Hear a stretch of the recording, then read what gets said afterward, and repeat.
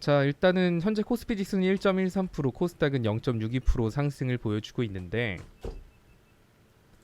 투자자별 매매 동향을 보면 오늘 기관 쪽, 금융투자 쪽에서 좀 매수세가 들어오고 있거든요.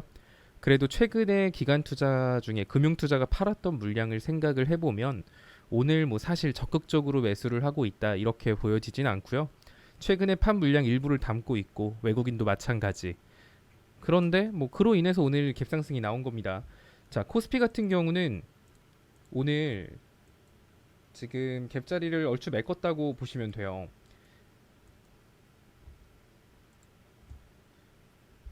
코스피 같은 경우 주봉 갭자리를 메꿨는데 아직 일봉 갭자리는 남아 있죠. 오늘은 월요일이라서 주봉이 시작하는 날이에요. 주봉이 시작하는 날이기 때문에 오늘 코스피 보시면 아시겠지만 주봉 갭이 발생을 했었거든요. 주봉 갭이 발생을 했었는데 얼추 주봉 갭은 메꿔준 상태이나 일봉 갭자리가 생겼죠. 그렇다는 소리는 코스피는 다시 한 번 더 이 갭자리를 메꾸기 위해 조정을 줄 가능성이 높다라는 거고요. 지수가 이렇게 갭자리를 만든 건 삼성전자 이 친구도 오늘 갭상승을 했어요.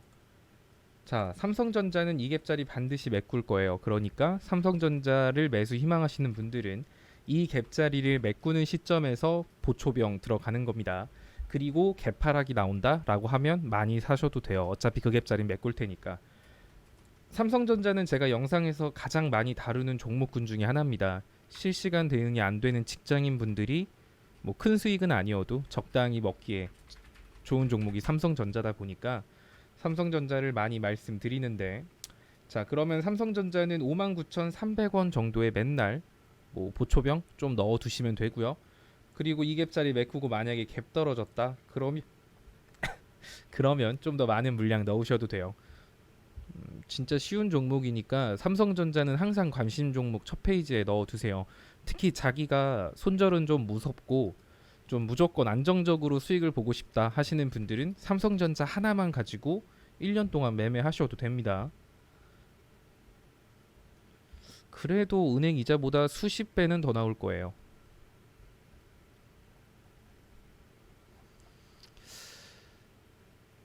그리고 진매트릭스 이것도 제가 사야 되는 종목군이라고 말씀드렸죠. 61선 위로 올라와서 이 윗갭자리 메꾸러 갈 거라고요. 오늘 이슈가 나왔죠. SK케미칼도 갭자리 메꿨고 진매트릭스도 갭자리를 못 메꿨죠. 진매트릭스는. 자, 그러면 이제 이게 기회예요. 아직 위에 갭자리 18,000원 자리가 살아 있거든요. 그러니까 진매트릭스는 이 아래 갭자리를 오늘 만들었기 때문에 이 아래 갭자리 메꾸는 뭐 16,800원 부근 이때 매수를 하시면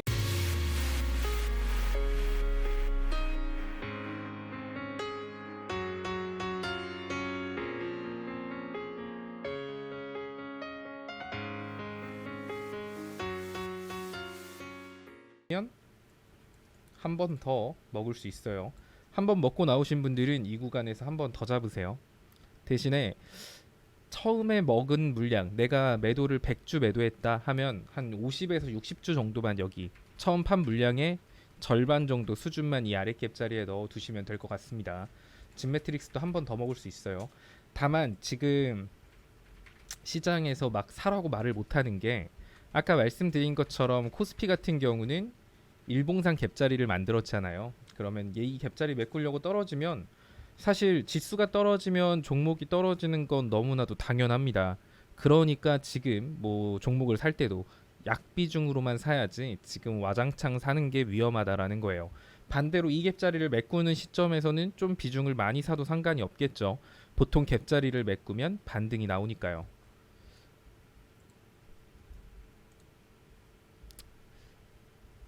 지금 뭐 종목 어떤가요? 물어보셔도 답변 안 드린다니까요. 오늘 오전장에는 제가 대북주에 대해서 좀 짚어드렸는데 이게 저가 배달이 왔어요. 먹을 음식이 그리고 점심시간이어가지고 철도주는 나중에 영상으로 짚어드려야겠다 이렇게 하고 패스한다고 말씀을 드렸잖아요. 철도주로 잡아드린 게 대하티아이랑 뭐 푸른기술이랑 서암기계공업 이렇게 세 개에다가 부산산업까지 네 개였는데 이게 딱 철도주만 뒤로 밀어놨는데 이렇게 올라버렸네요. 이게 뭔가 안타까운데 생각할수록 자연과 환경도 더 올랐네요. 그래도 자연과 환경 같은 경우는 아까 1510원 부근에서부터 아래로 제가 분할 매수 구간 잡아 드렸잖아요. 목표가는 갭자리예요. 이 갭자리는 낙폭의 절반 부근이기도 한 만큼 여기까지는 무조건 갈 겁니다. 뭐 여기서부터는 분할 매도로 대응하시면 되겠죠.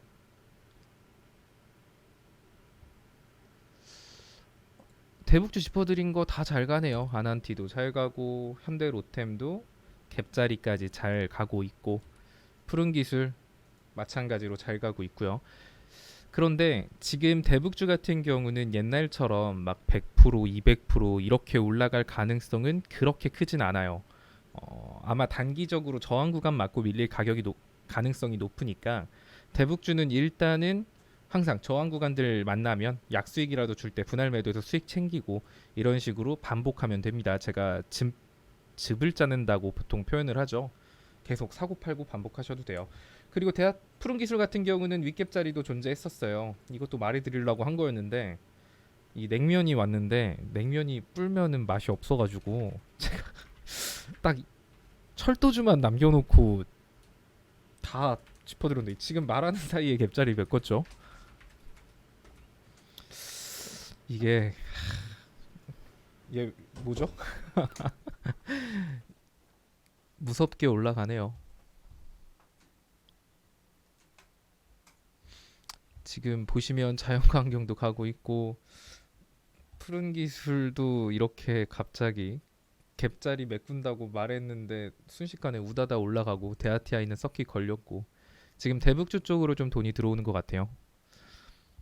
제가 냉면만 아니었어도 철도주까지도 딱 짚어드렸을 텐데 요즘 좀 그래요. 그래도 오늘 에스폴리텍은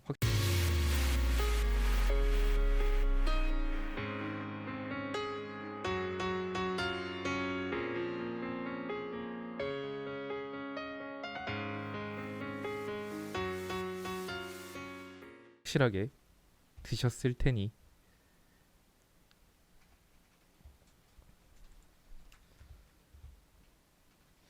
현대로템 잡으신 분들은 17,700원에 넣어두라고 맨날 말씀드렸죠. 까먹지 말고 넣어두세요. 나 냉면 먹고 왔어요. 냉면 먹느라 철도주 못 짚어드렸다니까요. 제가 철도주만 빼고 다 잡아드렸잖아요. 철도주부터 잡았어야 했어. 아, 실수야.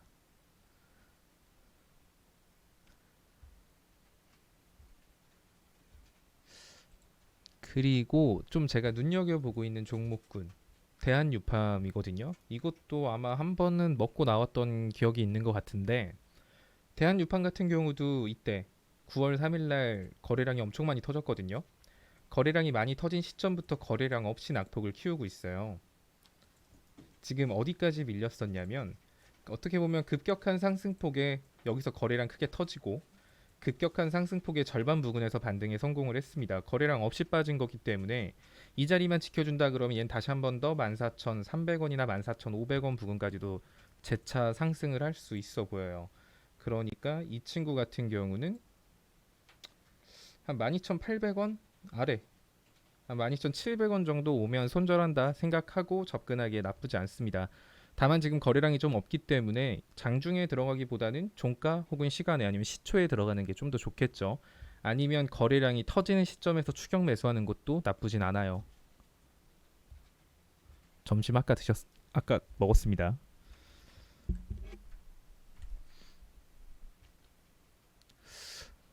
사실 아시아나항공에 대해서 오후에 짚어드릴까 영상으로 짚어드릴까 뭐 좀 고민을 많이 했는데 아시아나항공 같은 경우는 오늘 갭자리를 메꿀만 했었는데 에어부산 쪽으로 수급이 강하게 쏠렸죠. 아시아나항공은 감자에 대한 리스크가 있다라는 말들이 많이 나오고 있는 만큼 아시아나항공 살 바에 차라리 에어부산 산다, 아시아나 IDT 산다, 뭐 이런 움직임들이 많죠. 그런데 사실 대주주 감자, 차등 감자 이런 얘기가 나오긴 하는데 그럴 가능성이 그렇게 클까라는 생각은 들거든요.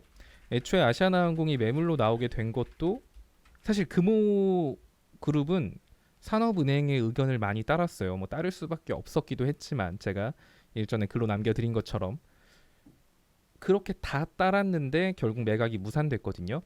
그러면서 지금 대주주한테 대주주 차등 감자라고 한다면 사실 염치가 없는 거죠.